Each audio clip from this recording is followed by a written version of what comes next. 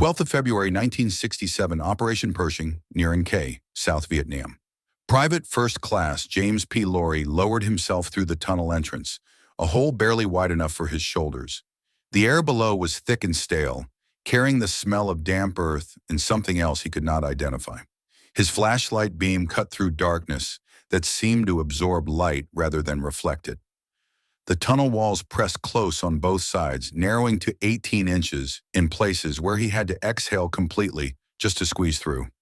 He carried a .45 caliber pistol and a flashlight. Nothing else would fit. The 8th Cavalry Regiment had discovered this complex during a sweep operation targeting the 3rd NVA Division, and Laurie had volunteered to go down because someone had to, and waiting only made it worse. 20 feet in, the tunnel turned sharply left. He swept the flashlight around the corner and froze. Movement. A figure crouched in the darkness 3 meters ahead, motionless except for eyes that reflected the beam like an animal caught at night. Laurie's finger tightened on the trigger. The NVA soldier did not fire, did not move, just stared back through the suffocating blackness of a tunnel that had become a tomb for hundreds of men who entered and never returned. What Laurie had just discovered was not an enemy position, but the psychological reality of tunnel rat warfare, where survival depended less on firepower than on nerve, and where the Viet Cong's greatest weapon was not bullets, but the certainty that every corner might be your last. Between 1965 and 1972, fewer than 700 American soldiers volunteered to descend into over 200 miles of Viet Cong tunnel networks, and what they found underground would prove that courage was measured not in yards gained, but in feet crawled through darkness that wanted them dead. Laurie kept his pistol trained on the NVA soldier as they moved back through the tunnel in silence, broken only by the sound of boots scraping dirt and labored breathing in air that tasted like metal and decay. The captured soldier moved first, hands visible, crawling through passages that he navigated by memory while Laurie followed with flashlight beam fixed on his back. 20 feet became 40, 40 became 60. The tunnel did not end where Laurie expected. Instead, it branched left into darkness that his light could not penetrate, then right into another passage, then down through a trap door into a lower level that required dropping 8 feet into blackness before hitting packed earth below. The NVA soldier waited at each junction until Laurie signaled to continue. Neither man spoke because speaking required breath, and there was barely enough air to sustain movement through spaces where the walls pressed close enough to scrape shoulders on both sides. The Cu Chi tunnel system had been constructed over 2 decades, beginning in the late 1940s, when Viet Minh fighters first dug hiding places to escape French colonial forces. By 1965, those crude tunnels had evolved into an underground city spanning over 250 kilometers of interconnected passages linking villages, supply caches, command centers, and fighting positions across the Iron Triangle and northwest toward the Cambodian border. The tunnels operated on 3 distinct levels. The first level ran 3 meters below the surface, shallow enough for quick access, but deep enough to survive most artillery strikes. The second level descended to 6 meters, housing living quarters, storage chambers, and rudimentary hospitals where Viet Cong medics performed surgery by candlelight. The third level plunged to 12 meters depth, where command posts and ammunition factories operated in chambers carved from laterite clay that hardened like cement when exposed to air. Ventilation shafts disguised as termite mounds provided minimal airflow. Trap doors sealed with mud prevented smoke and gas from spreading between levels. The tunnels themselves measured 18 to 30 inches wide, dimensions calculated to fit Vietnamese fighters, while excluding larger American soldiers who could not physically maneuver through passages that required exhaling completely just to squeeze forward. Laurie emerged into daylight 40 minutes after entering. The captured NVA soldier was immediately secured by soldiers who had been waiting with weapons trained on the tunnel entrance, expecting either Laurie or enemy reinforcements. Intelligence officers arrived within the hour to interrogate the prisoner and debrief Laurie on what he had discovered. The tunnel he had entered connected to a network that military maps had not documented. Aerial reconnaissance could not detect entrances camouflaged with vegetation and constructed to leave no visible disturbance. Ground patrols walked over tunnel complexes daily without realizing entire battalions lived and operated 10 meters beneath their boots. The 1st Infantry Division's after-action reports documented the discovery with clinical precision, but the implications were clear to everyone who read them. If this single tunnel system extended for miles in multiple directions and on multiple levels, then the Viet Cong possessed infrastructure that conventional military operations could not destroy through bombing or artillery. The enemy was not hiding in the jungle. The enemy was living under it, invisible and unreachable except by men willing to crawl into darkness with a pistol and a flashlight to fight on terms where every advantage belonged to the defender. Orders came down within days. More tunnel rats would be needed. The realization spread through command staffs across the 3-Corps tactical zone in the weeks following Operation Pershing. Artillery could not destroy tunnels that absorbed blast waves through serpentine passages. Airstrikes could not target what aerial reconnaissance could not detect. Infantry could not secure ground when the enemy simply vanished underground and reappeared behind friendly lines. Conventional tactics had met an unconventional problem that required an unconventional solution. Someone had to go into the tunnels. Someone had to fight the Viet Cong in spaces where every advantage belonged to the defender. But the job could not be ordered. It could only be requested. Volunteers only. Captain Herbert Thornton of the 1st Infantry Division's Chemical Corps began forming specialized tunnel teams in early 1966. The selection criteria were unusual by military standards. Height mattered more than marksmanship. A soldier standing 5 feet 10 inches could not physically fit through passages that narrowed to 18 inches in critical sections. Most tunnel rats measured under 5 feet 5 inches and weighed less than 130 pounds. Wiry builds worked better than muscular frames in confined spaces where bulk became liability. But physical qualifications were only the beginning. Thornton needed men who possessed what he called an inquisitive mind, a lot of guts and a lot of real moxie in knowing what to touch and what not to touch. The psychological profile was harder to quantify. Tunnel rats had to function in pitch blackness, where flashlight beams revealed as much danger as they illuminated. They needed reflexes fast enough to respond to threats at arm's length before conscious thought could register what was happening, and they required the specific mental architecture that allowed continued operation, despite every instinct screaming to retreat from spaces where the walls pressed close enough to prevent turning around, and the only exit lay behind you through darkness that might now contain an enemy who heard you coming. The 1st and 25th Infantry Divisions established dedicated tunnel rat teams by mid-1966. Training was minimal because no one knew how to teach what these men would face underground. Instructors emphasized fire discipline, never more than 3 shots before reloading to prevent Viet Cong from rushing during the vulnerable seconds when the pistol was empty. They demonstrated how to use bayonets to probe for tripwires and pressure plates that triggered booby traps. They explained that red-lensed flashlights distinguished American tunnel rats from Viet Cong who used white lights and candles.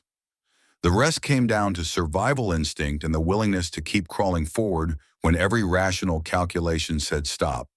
Most tunnel rats avoided alcohol, cigarettes, and even chewing gum because dulled senses meant death underground, where smell could detect explosives or the distinctive odor of Viet Cong fighters who lived on rice and fish sauce. Many developed superstitions and rituals that offered psychological comfort, if not actual protection. Some refused to enter tunnels on specific days. Others carried talismans or performed specific sequences of actions before descending. The psychological toll accumulated regardless. A significant percentage of volunteers completed 1 or 2 tunnel missions and then requested reassignment. No shame attached to the decision. The men who kept volunteering were either exceptionally courageous or had made peace with probabilities that guaranteed eventual injury or death. By late 1966, Viet Cong engineers began modifying tunnel defenses specifically to counter American tunnel rats. Passages narrowed in critical sections, false floors concealed punji stake pits. Grenades were wired to explode when tripwires were cut rather than pulled. Venomous snakes were placed in clay pots, positioned where crawling soldiers would break them accidentally. The evolutionary arms race had begun, and the American soldiers volunteering to fight underground were about to discover that courage alone could not overcome an enemy who had spent 20 years perfecting the art of killing in darkness. The standard tunnel rat loadout was determined by what could fit through an 18-inch passage and what could be used effectively in pitch darkness at arm's length. The M1911 .45 caliber pistol was issued first because it was available and powerful enough to stop an enemy with a single shot. Tunnel rats quickly discovered it was also loud enough to cause temporary deafness when fired in confined spaces where the muzzle blast had nowhere to dissipate. The flash left the shooter blind for critical seconds in darkness, where the Viet Cong fighter 3 feet away could see perfectly well. Some tunnel rats requested .38 special revolvers with sound suppressors. Others carried sawed-off shotguns or .25 caliber automatics. A few obtained World War II-era suppressed high-standard .22 pistols that fired subsonic ammunition quiet enough to preserve hearing. The flashlight was mandatory despite advertising the user's position because navigating by touch alone meant triggering every booby trap the Viet Cong had installed. Red-lensed flashlights eventually became standard after tunnel rats realized the Viet Cong used white lights and candles, making target identification marginally easier in firefights where both combatants were crawling toward each other through mud. The bayonet served multiple purposes. It probed for tripwires, it disabled pressure plate triggers, it killed venomous snakes, and in extremis it functioned as a silent weapon when ammunition ran out or noise discipline required stealth over firepower. What the tunnel rats faced underground rendered their equipment nearly irrelevant. Viet Cong engineers had perfected defensive tactics over 2 decades of tunnel warfare against the French and then Americans. Grenades were wired to low-clearance passages where crawling soldiers triggered tripwires by moving forward in the only position the tunnel dimensions allowed. The explosion in confined space multiplied the effective casualty radius beyond the grenade's rated specifications. Punji stakes were not simply sharpened bamboo planted in pits. They were fire-hardened, sometimes dipped in human excrement to cause infection, and arranged at angles calculated to penetrate boots and legs of soldiers, crawling on hands and knees or dragging themselves forward on their stomachs. False floors covered the pits. Weight distributed across hands and knees might hold. Concentrated weight on a single point triggered collapse. Venomous snakes presented unique horror. Bamboo vipers, kraits, and cobras were captured alive and placed in clay pots positioned where crawling soldiers would break them accidentally. The snakes struck reflexively in darkness where the victim could not see what had bitten them until venom was already circulating. Some tunnel complexes incorporated water traps. U-bend passages that could be flooded from chambers above would trap and drown tunnel rats who had crawled too far to retreat before the water level rose. Others required swimming through submerged sections where breath-holding capacity determined survival, and where any obstacle or entanglement meant drowning in muddy water that visibility did not penetrate. American engineers responded with countermeasures that proved marginally effective. Tunnel destruction teams used acetylene and oxygen mixtures to collapse shallow tunnels through controlled explosions. Deeper tunnels required cratering charges that demolished sections but rarely destroyed entire complexes. Chemical warfare agents, including CS riot control powder, were pumped into tunnel systems to deny their use for months. The Viet Cong simply sealed contaminated sections and dug around them. Smoke grenades revealed ventilation shaft locations, but also drove tunnel rats out before they could gather intelligence. Dogs trained to detect tunnel entrances could not avoid booby traps and were rarely used after initial casualties. The technological advantage that defined American military superiority on the surface evaporated underground, where victory depended on willingness to crawl through darkness toward an enemy who heard you coming and had spent 20 years preparing to kill you. For every tunnel destroyed, intelligence reports documented 3 more under construction. The Viet Cong possessed unlimited labor, local population support, and terrain that concealed excavation from aerial reconnaissance. Laterite clay hardened when exposed to air, creating self-supporting chambers that required minimal timbering. Tunnel networks expanded faster than American forces could map or destroy them. By 1968, reports began documenting tunnel rats who entered complexes and never returned. Some were killed by booby traps or enemy fire. Others simply disappeared into passages that connected to unmapped sections, where searches found no bodies and no evidence of what had happened to men who crawled into darkness and became part of it. The casualty statistics told a story that command briefings preferred not to emphasize. Between 1965 and 1972, Approximately 700 soldiers served as tunnel rats across all units in Vietnam.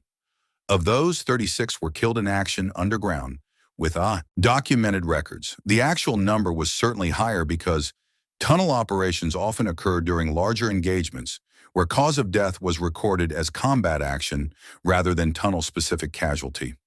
The overall casualty rate for tunnel rat units approached 33% when wounded were included, a figure that exceeded casualty rates for airborne units, special forces, and most frontline infantry companies. The mathematics were brutally simple. Every tunnel entry was a calculated risk where survival depended on factors the soldier could not control. The Viet Cong knew the tunnels. Americans did not. The Viet Cong fought in darkness they had adapted to through years underground. Americans relied on flashlights that advertised their position and destroyed night vision the moment they were extinguished. Tunnel rats could not use radios underground because earth and laterite clay blocked transmissions at depths below 10 meters. No air support could reach them. No artillery could suppress enemy positions when both friendly and hostile forces occupied the same tunnels separated by yards of earth and rock. Reinforcements could not be rushed to a firefight happening in passages 18 inches wide, where only one man could advance at a time, and turning around meant backing out the way you came, while an enemy who might be following waited for the moment when your attention shifted from forward threat to rearward retreat. The tactical reality was that tunnel rats fought alone in spaces designed by the enemy, defended by soldiers who lived there, and equipped with traps that killed regardless of courage or training. Survival came down to experience, reflexes, and luck. The first could be learned, the second was innate, the third was random. Some tunnel rats survived dozens of missions through combinations of all three factors. They developed techniques that were never formalized in training manuals because they could not be taught. They learned to distinguish the sound of a tripwire brushing against cloth from the sound of rats moving through passages. They recognized the specific smell of explosives even when masked by earth and decay. They memorized tunnel layouts from intelligence reports and compared what they saw underground to maps that were often inaccurate, but occasionally revealed patterns that predicted where passages would turn or branch. They moved slowly enough to avoid triggering booby traps, but fast enough to prevent the Viet Cong from repositioning ahead of them. And they accepted that every corner might conceal an enemy soldier waiting in ambush with all the tactical advantage terrain and preparation could provide. The psychological aftermath manifested years after the war ended.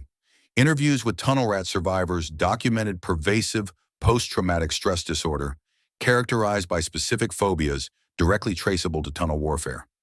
Many could not enter basements or small rooms without experiencing panic attacks. Some avoided elevators or any enclosed space where walls pressed close and exits were not immediately visible. Nightmares of suffocation persisted decades after the last tunnel mission. Dreams of being trapped underground while enemies closed in from passages that stretched into infinity. The recurring sensation of walls pressing inward until breathing became impossible and darkness became absolute.